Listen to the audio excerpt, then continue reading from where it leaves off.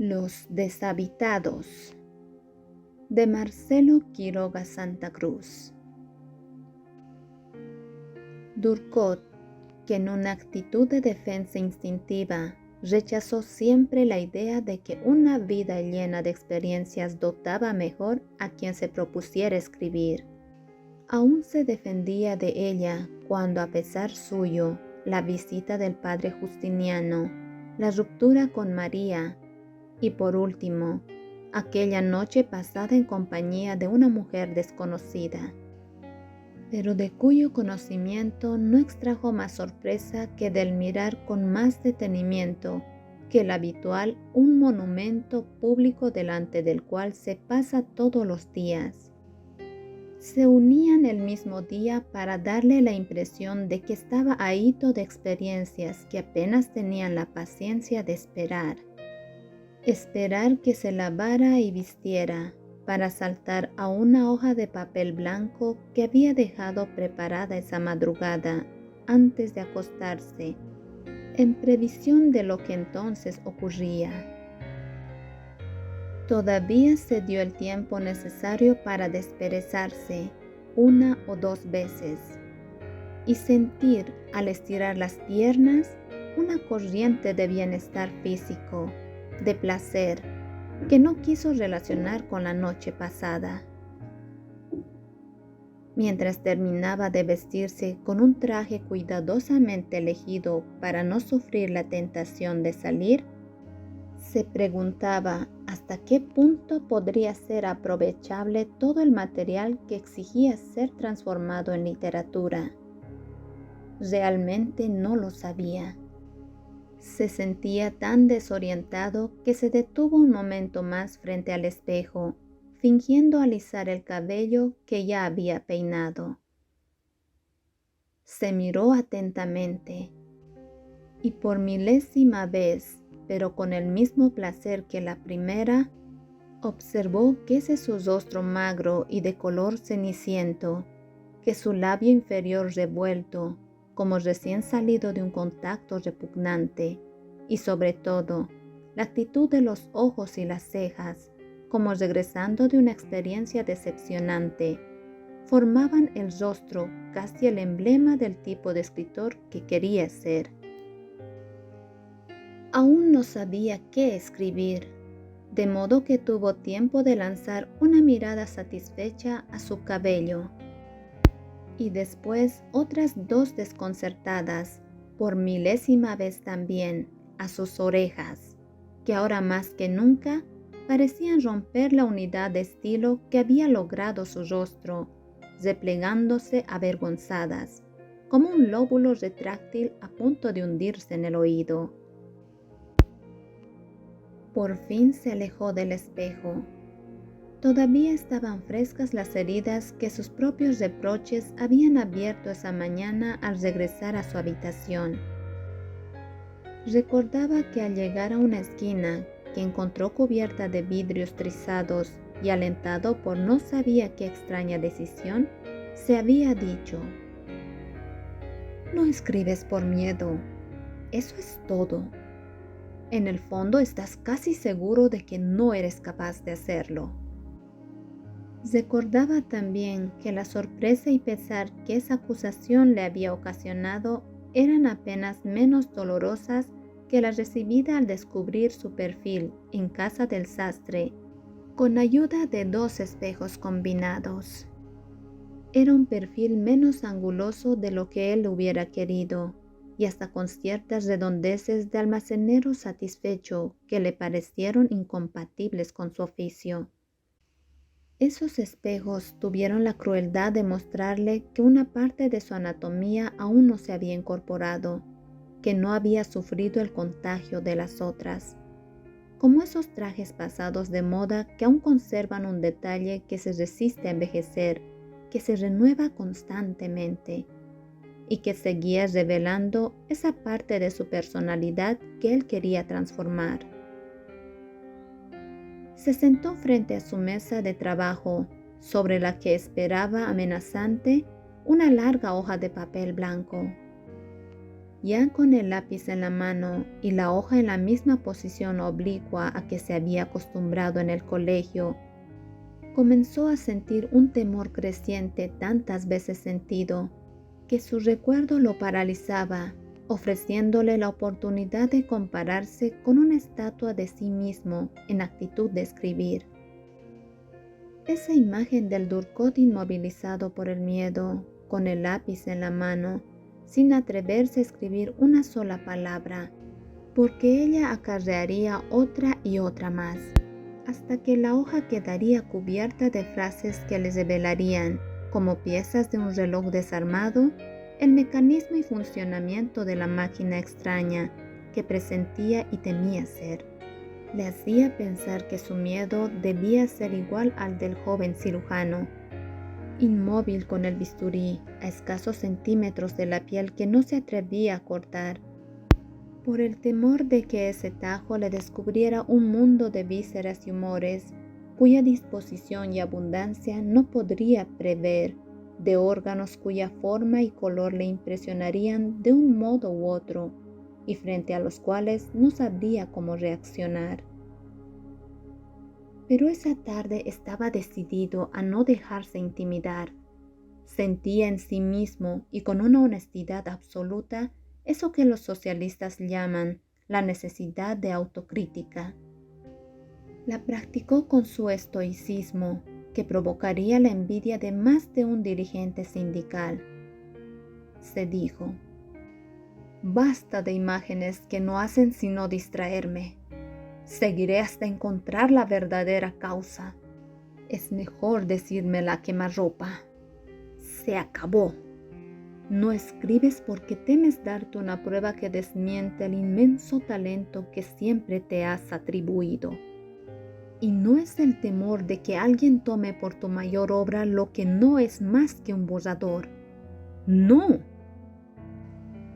Aquí el método de la autocrítica llegó a proporcionarle la clase de placer que un mártir experimentaba en ser digerido por un león, o el que mantenía erguido a un anacoreta al que las aves y los insectos convertían en nido. Es el miedo que de cada frase no sea una obra maestra que tu orgullo pueda devorar, que no sea más que una frase como cualquiera, y hasta con ciertos defectos porque los tendrá. Pese a la decisión que tenía de vitalizar esa parte de su carácter que le abulía como un cáncer, había inutilizado, aún se sentía inerte ante la inmensa tarea por cumplir. Llamó en su auxilio algunos recuerdos relacionados con éxitos pasados. Buscó entre sus papeles algo que escribió hacía mucho tiempo y que más de una vez le había servido para consolarse, dejando que esas frases lo ayudaran, como un amigo que nos consuela de una derrota, mostrándonos los éxitos que en nuestra amargura olvidamos, a tener mejor opinión de sí mismo. Era un párrafo al que Durkot recurría, con la misma ansiedad con que un minero acaricia de noche, después de una jornada de trabajo fructuoso, la única pepita de oro que hasta entonces ha logrado, y al parecer prematuramente como puesta al alcance de su mano por un genio que gozaba por el sufrimiento de los hombres, le hubiera hecho abrigar la ilusión de haber dado con un filón inagotable para pedirle el único argumento capaz de derrotar a los que formaban su pesimismo y decepción. Lo leyó en voz alta para percibir mejor el mérito de una obra que le pertenecía, pero que al ser oída se despersonalizaba y adquiría un carácter distinto, además de proporcionarle la ingenua satisfacción de creerse situado en un punto de vista imparcial. Así conseguía reproducir, como el minero que oculta la pepa de oro entre otras piedras sin valor, para descubrirla de nuevo y así renovar la ilusión de haber dado con una veta que lo llevaría a la fortuna, la fe que ese trozo había despertado en él. Los líquidos más densos transcurren lentos entre las pezuñas de los bueyes de color. empujados por una necesidad de muerte que solo concluye en la espuma más delicada. Se sintió reconfortado y orgulloso porque creía haber logrado una definición poética de la necesidad de muerte que acompaña a todo ser humano, pero de una muerte que al cerrar una puerta a su espalda no le abra otra a un mundo de conciencia donde tenga noción de su identidad espiritual, sino a un mundo de la nada, a un gran espacio vacío donde las almas no puedan distinguirse del aire, que sean el aire mismo, su substancia, donde la dicha consiste en no apetecer nada, en una inmovilidad eterna y silenciosa. Como su admiración por la literatura francesa era muy grande y la opinión que tenía de la literatura de su país muy pequeña, encargó la traducción de ese párrafo a un comerciante francés arruinado, al que conoció por intermedio de María. Porque Durkheim se creía, antes de haber publicado nada, predestinado a la incomprensión de sus connacionales. No solamente por la necesidad de lograr en esa incomprensión prevista la afirmación de una personalidad original, sino también porque creía que su país, por ser pequeño, no podría satisfacer su necesidad de autotrascendencia y de gloria, por no añadir a su mérito individual el de la personalidad colectiva de la que formaba parte. Donde Durkheim imaginaba encontrar cruelmente confirmadas estas observaciones era la creencia de que su nacimiento en un país europeo habría producido la germinación exuberante a que estaba predestinada esa magnífica semilla, que ahora, al caer en terreno estéril, languidecía imponente. Leyó la traducción que su amigo había preparado. Les liquides les plus denses se filtrent lentement entre les ongles de bœuf de couleur, poussés par un besoin de mort, qui se termine seulement dans la mousse la plus délicate. Pensó que había ganado en su versión francesa, aunque dudaba de las dotes del traductor del comerciante. Un aire más delicado, una levedad que indudablemente provenía del idioma. La palabra espuma, por ejemplo, que tan perfecta definía la consistencia de la materia que designaba, ahora le parecía torpe e inapropiada, comparada con mousse, en la que creía ver el sumum de la inmaterialidad a que pueden aspirar el lenguaje. La repetía incansablemente, sintiéndola deslizarse por su lengua con tanta facilidad, que el concepto que implicaba casi no parecía nacer en la mente, sino en la garganta misma. Le parecía un vocablo tan perfecto que se expresaba a sí mismo. Cuando quiso descifrar el secreto de esa transmutación, pensó que la P de espuma era la responsable de lo que ahora le parecía una falta de correspondencia entre la palabra y el sentido que evocaba, y que con la doble S francesa que él pronunciaba pegando la lengua a la cara interior de los dientes como para dejar caer cuidadosamente a gotas, el milagro se había operado.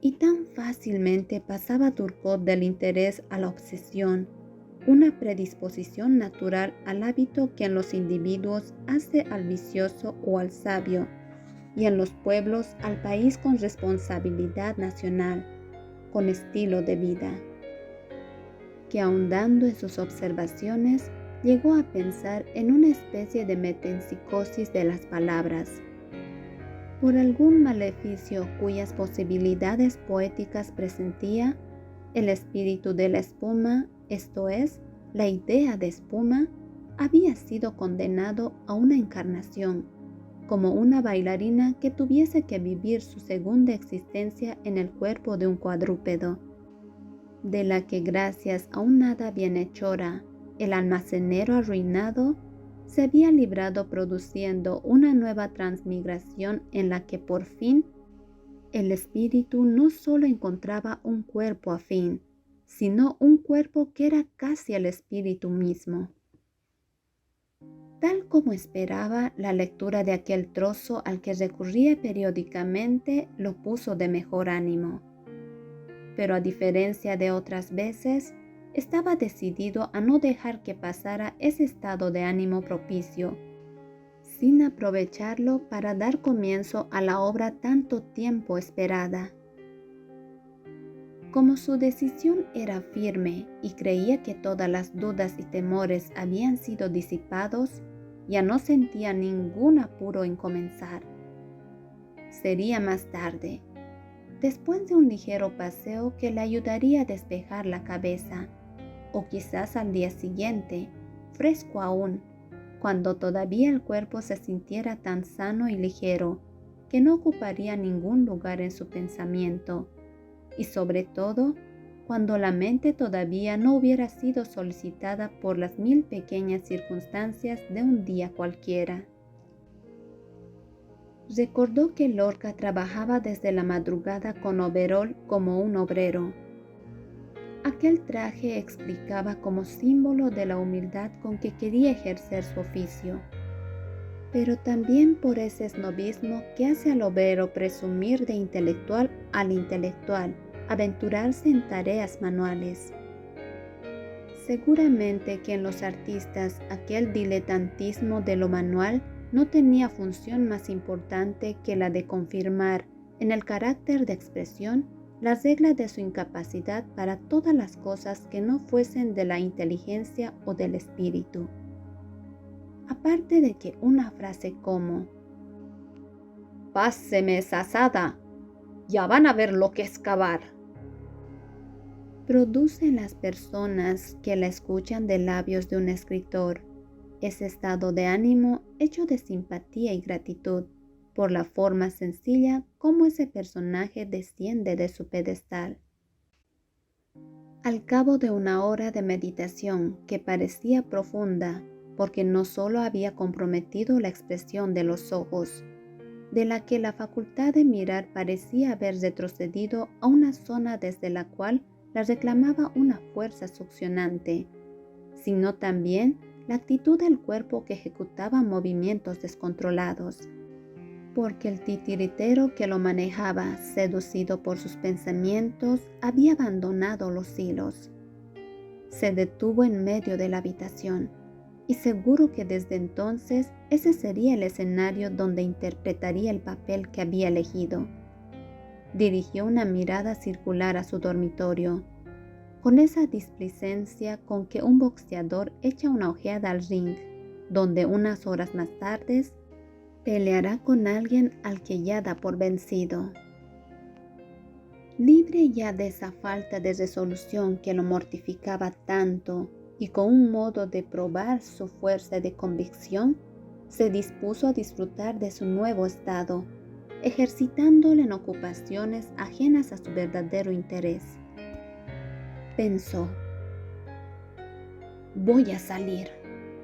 En la calle veré cosas que antes no veía o que las veía de otro modo. Ahora será distinto. Puedo permitirme todas las libertades. Esto es tan fuerte, tan definitivo, que no puedo temer ningún contagio. Por el contrario, todo será contagiado de esa visión particular que ahora tengo de las cosas. Abrió la puerta y antes de cerrarla del todo, miró su habitación con la misma ternura con que un niño se despide de su animal favorito, al que está seguro de encontrar en el mismo lugar que lo deja.